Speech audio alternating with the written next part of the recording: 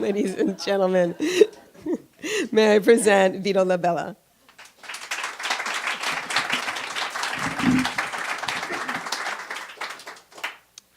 Steve, that was really great. Thank you very much. You see that? Nobody can fake sympathy the way I can. It's an occupational hazard. I've been a cop for 30 years, and I've been an actor for 40. The only reason I became a cop is because I couldn't get a job as an actor. It worked out. I looked at it like any other role. I had a costume, I had props, and I played a part. It's the feeling that you get when you're looking at your life from the outside, like a movie shot. It's called depersonalization or compartmentalization, and it's a coping mechanism. Of course, if it's too severe, it's also called being a sociopath. So there's a balance that you have to kind of strike. And I was trying to strike the right balance. I mean, I was going about doing my job, doing what I had to do, and then going home and waiting for the next show. I mean, the next tour. I mean, I would use dialogue from television shows. Ma'am, I am so sorry. I am so sorry that, your daughter was in a bad accident, and, we got there as fast as we can. The cops and I, we started working on her. We did what we could, and then EMS came, and they took over, and they worked really hard, and the firefighters were there, and we blocked the street, and we got to the hospital, and then the doctors took over, and the doctors did their job, and they worked so hard, but I am so sorry. Her injuries were just too severe, and there was nothing anybody could do, and she died. And I have a tear, and they're crying, and I'm thinking to myself, wow, this scene is going really well. I hope it's good for them, because it's really good for me. And on 9/11, now my life, the movie, was now my life, the disaster film, and I was a bit player in this huge, perfectly scripted film. We were in Cape Cod, my wife and I. It was just the two of us celebrating our 10th wedding anniversary that week.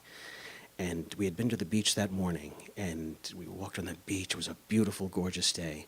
And we went to the bakery, and we brought back blueberry muffins, and we were sitting, watching Today's Show, drinking coffee and reading the paper, and this was the life. And just like a disaster film, they cut into the news. The news cut in. There was something happening in downtown Manhattan. And it got worse and worse. And when the second plane hit, Matt Lauer said, well, I think we have to consider that this might be an intentional act. And I'm screaming at the TV, Matt, do you think? Right then I got up, I shaved, I showered, and I got out just as the South Tower collapsed. And right there from everything forward was boom, boom, boom. Every single scene was perfect. My wife and I packed the car. We said goodbye to our in-laws, my in-laws, her mom and dad. We gave them the dogs to take care of because God knows what we were going to find when we got home. And we shot down I-95. And there was nobody on I-95. And that never happens. We traveled 100 miles an hour. We pulled into a rest stop, a McDonald's, and the whole place was empty except for 3 people in the back hovered around a black and white TV with rabbit ears trying to get some news. And the closer we got to the city, the more the tension grew, and I don't think we even spoke. We just listened to the news as it got more and more severe. Finally, we reached the checkpoint, and I showed my ID, and the cop's face was like, be careful, boss. Good luck, boss. And I felt like, well, this is how my father must have felt during World War II. We got home, I dropped my wife off, kissed her goodbye, and I headed into work. Work was a beehive of activity. We had to figure out who was coming in, where to put them, what post to field, try to get back some kind of normalcy.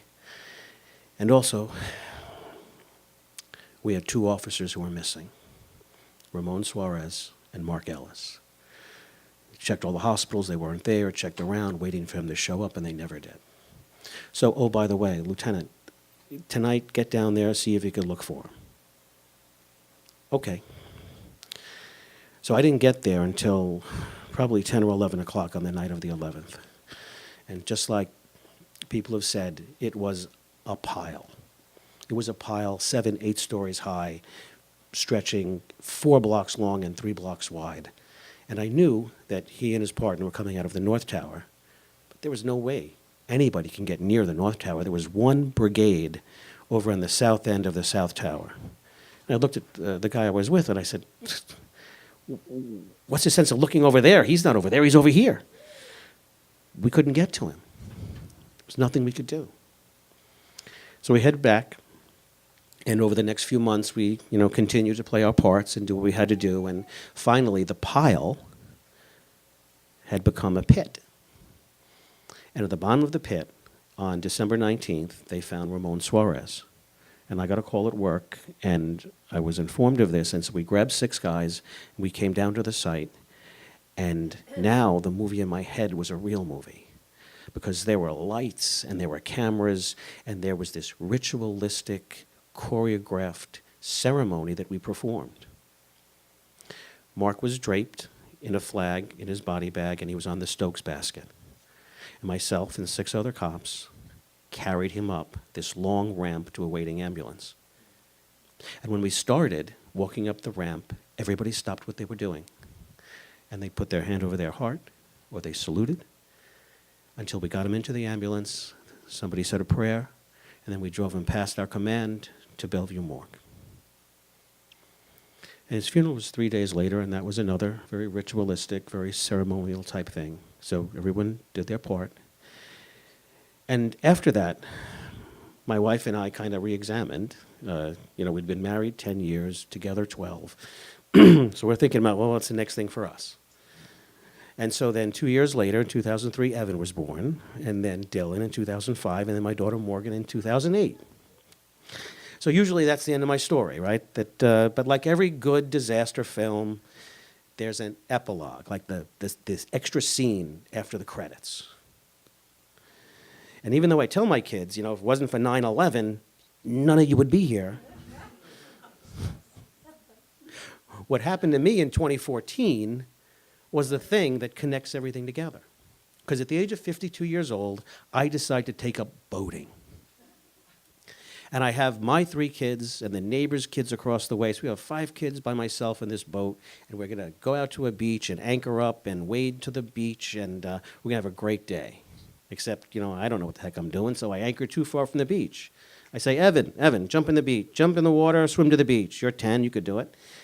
So he jumps in, and the current is pulling him parallel to the beach, behind the boat.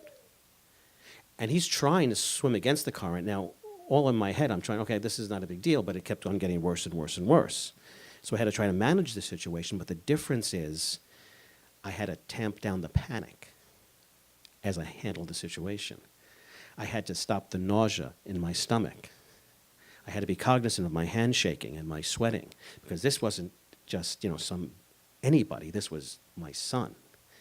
And I saw my son being pulled the current, and he looked at me with such fear in his eyes.